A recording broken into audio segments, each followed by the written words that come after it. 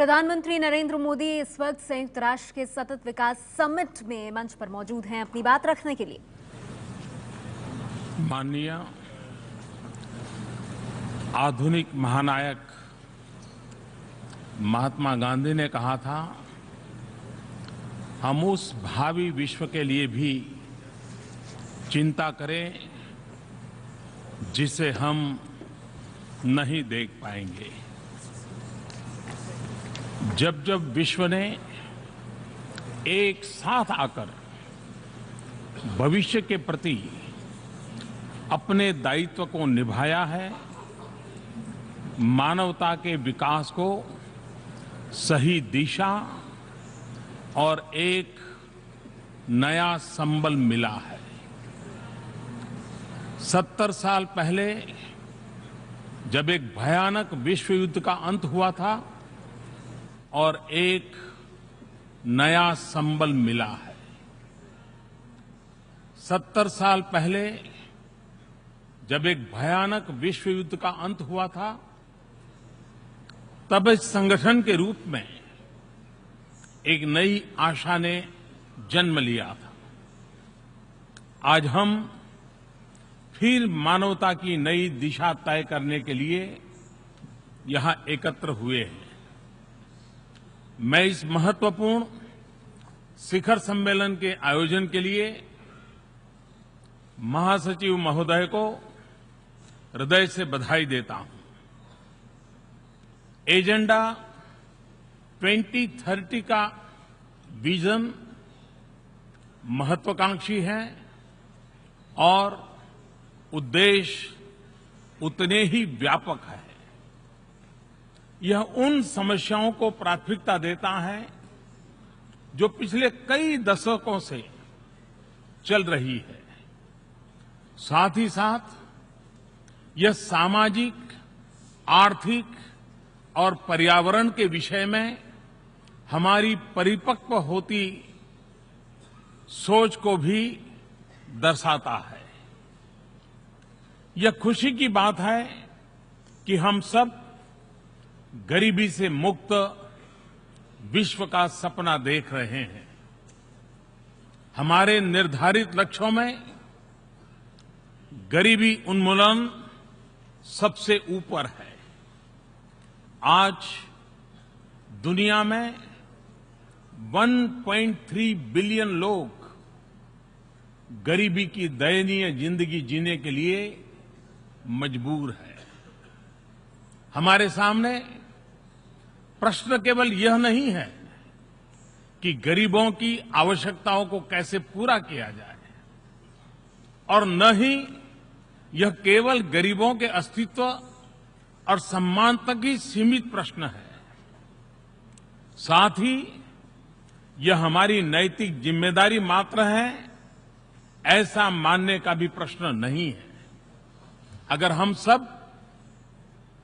सबका साझा संकल्प है कि विश्व शांतिपूर्ण हो, व्यवस्था न्यायपूर्ण हो और विकास सस्टेनेबल हो, तो गरीबी के रहते यह कभी भी संभव नहीं होगा। इसलिए गरीबी को मिटाना यह हम सबका पवित्र दायित्व है। भारत के महान विचारक पंडित दीनदयाल उपाध्याय के विचारों का केंद्र बिंदु अंत्योदय रहा है। यूएन के एजेंडा 2030 में भी अंत्योदय की महक आती है। भारत दीनदयाल जी की जन्मशती वर्ष को मनाने की तैयारी कर रहा है, तब यह एक निश्चित ही सुखद संयोग है। भारत एनवायरमेंटल गोल्स के अंतर्गत क्लाइमेट चेंज और सस्टेनेबल कंजम्पशन को दिए गए महत्व का स्वागत करता है। आज विश्व आइलैंड स्टेट्स की चिंता कर रहा है और ऐसे राष्ट्रों के भविष्य पर ध्यान केंद्रित करता है। यह स्वागत योग्य है। और इनके सिस्टम पर अलग से लक्ष्य निर्धारण मैं उसे एक अहम कदम मानता हूं। मैं हमेशा ब्लू रिवॉल्यूशन का पक्षधर रहा हूं, जिसमें हमारे छोटे छोटे आइलैंड राष्ट्रों की रक्षा एवं समृद्धि, सामुद्रिक संपत्ति का न्यायोचित उपयोग और नीला आसमान, ये तीनों बातें सम्मिलित हैं। हम भारत के लोगों के लिए ये संतोष का विषय है कि भारत ने विकास का जो मार्ग चुना है, उसके और यूएन द्वारा प्रस्तावित सस्टेनेबल डेवलपमेंट गोल्स के बीच बहुत सारी समानताएं हैं। भारत आजाद हुआ तब से गरीबी से मुक्ति पाने का सपना हम सबने संजोया है। हमने गरीबों को सशक्त बनाकर गरीबी को पराजित करने का मार्ग चुना है। शिक्षा एवं स्किल डेवलपमेंट यह हमारी प्राथमिकता है। गरीब को शिक्षा मिले और उसके हाथों में हुनर हो, यह हमारा प्रयास है। हमने निर्धारित समय सीमा में फाइनेंशियल इंक्लूजन पर मिशन मोड में काम किया है। 180 मिलियन नए बैंक खाते खोले गए। यह गरीबों का सबसे बड़ा एम्पावरमेंट है। गरीबों को मिलने वाले लाभ सीधे खाते में पहुंच रहे हैं। गरीबों को बीमा योजनाओं का सीधे लाभ मिले, इसकी महत्वाकांक्षी योजना आगे बढ़ रही है। भारत में बहुत कम लोगों के पास पेंशन सुविधा है। गरीबों तक पेंशन की सुविधा पहुंचे, इसलिए पेंशन योजनाओं के विस्तार का काम किया है। आज गरीब से गरीब व्यक्ति में भी गरीबी के खिलाफ लड़ाई लड़ने की एक उमंग जगी है। नागरिकों के मन में सपने सच होने का विश्वास पैदा हुआ है। विश्व में आर्थिक विकास की चर्चा दो ही सेक्टर तक सीमित हो रहती है, या तो पब्लिक सेक्टर की चर्चा होती है या प्राइवेट सेक्टर की चर्चा होती है। हमने एक नए सेक्टर पर ध्यान केंद्रित किया है और वह है personal sector. Public sector, private sector और पर्सनल सेक्टर। भारत के लिए पर्सनल सेक्टर का मतलब है इंडिविजुअल एंटरप्राइज, जिसमें माइक्रो फाइनेंस हो, इनोवेशन हो, स्टार्टअप के लिए की तरह नया मूवमेंट हो, सबके लिए आवास, बिजली, पानी, शिक्षा, स्वास्थ्य और स्वच्छता, यह हमारी प्राथमिकता है। ये सभी एक गरिमामय जीवन के लिए अनिवार्य है। इन लक्ष्यों को प्राप्त करने के लिए एक ठोस योजना और एक निश्चित समय सीमा तय की गई है। महिला सशक्तिकरण हमारे विकास कार्यक्रमों का एक महत्वपूर्ण अंग है, जिसमें हमने बेटी बचाओ, बेटी पढ़ाओ इसे घर घर का मंत्र बना दिया है। हम अपने खेतों को अधिक उपजाऊ तथा बाजार से अच्छी तरह से जुड़ा हुआ बना रहे हैं। साथ ही साथ प्राकृतिक अनिश्चितताओं के चलते किसानों के जोखिमों को कम करने के लिए अनेक कदम उठाए जा रहे हैं। हम मैन्युफैक्चरिंग को रिवाइज कर रहे हैं। सर्विस सेक्टर में सुधार ला रहे हैं।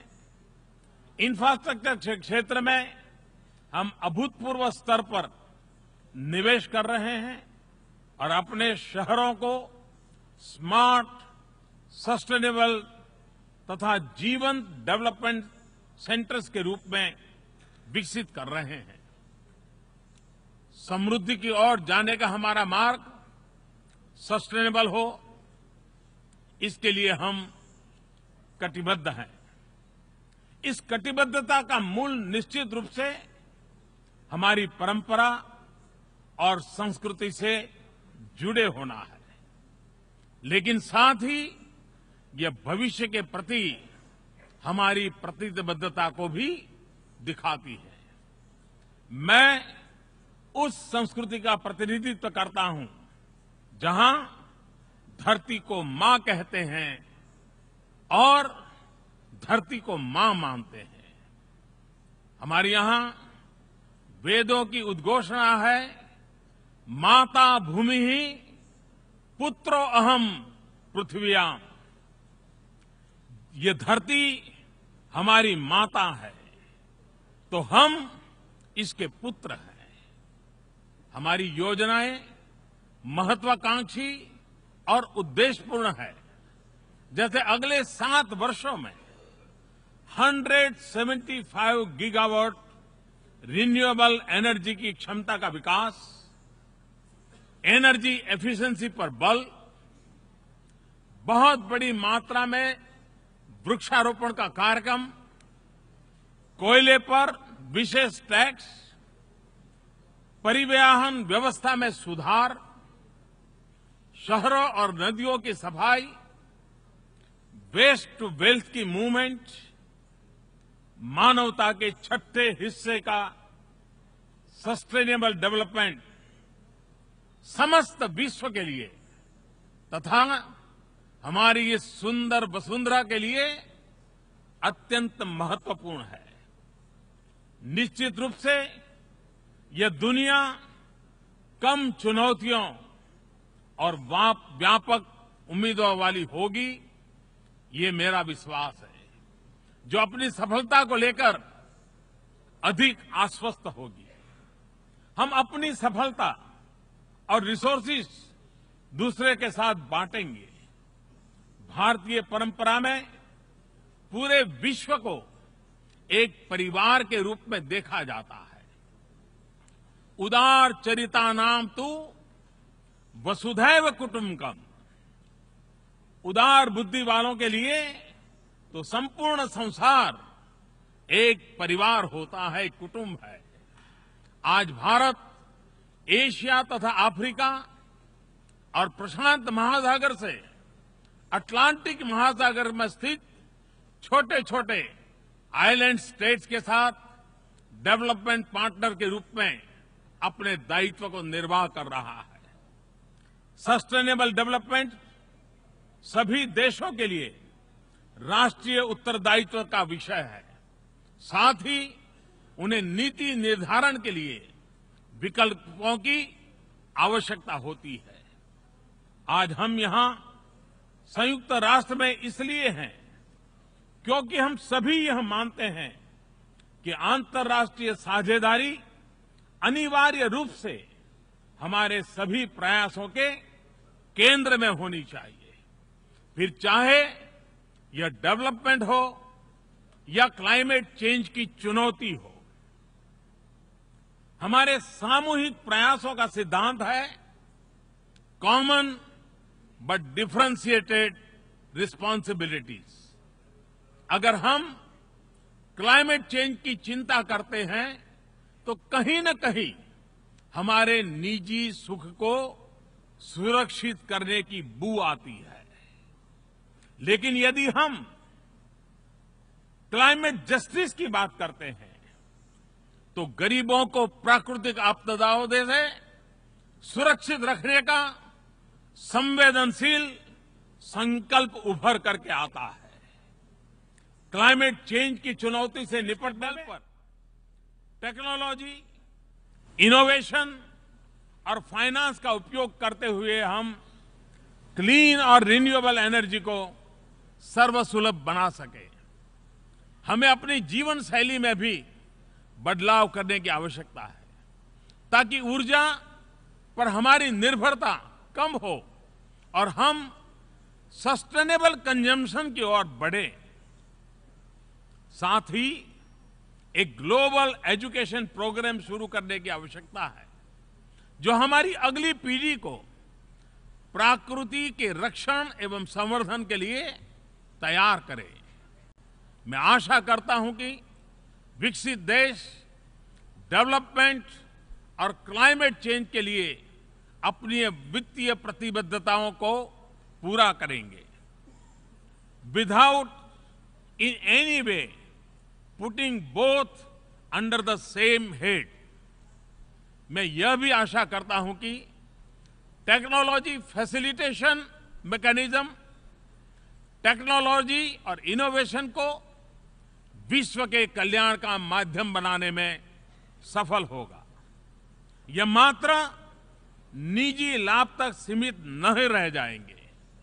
जैसा कि हम देख रहे हैं, दूरी के कारण चुनौतियों से छुटकारा नहीं है। सुदूर देशों में चल रहे संघर्ष और अभाव की छाया से भी वे उठ खड़ी हो सकती है।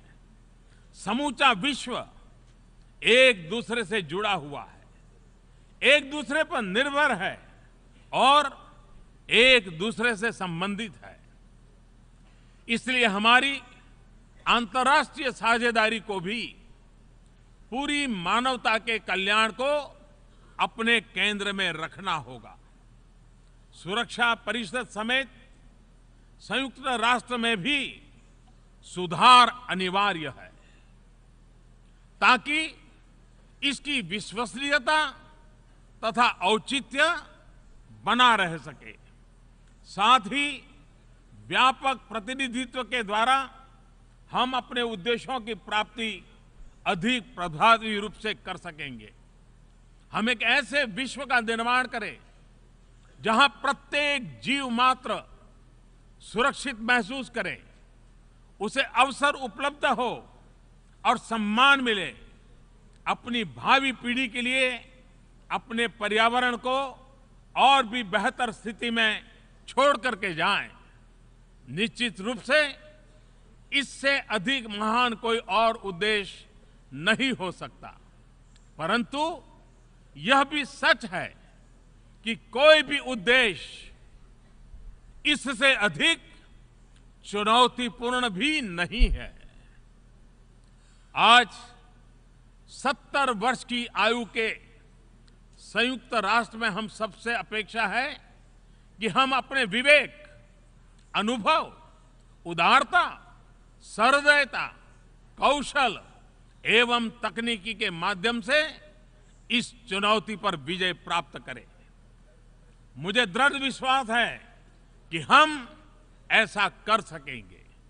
अंत में मैं सबके कल्याण की मंगल कामना करता हूं।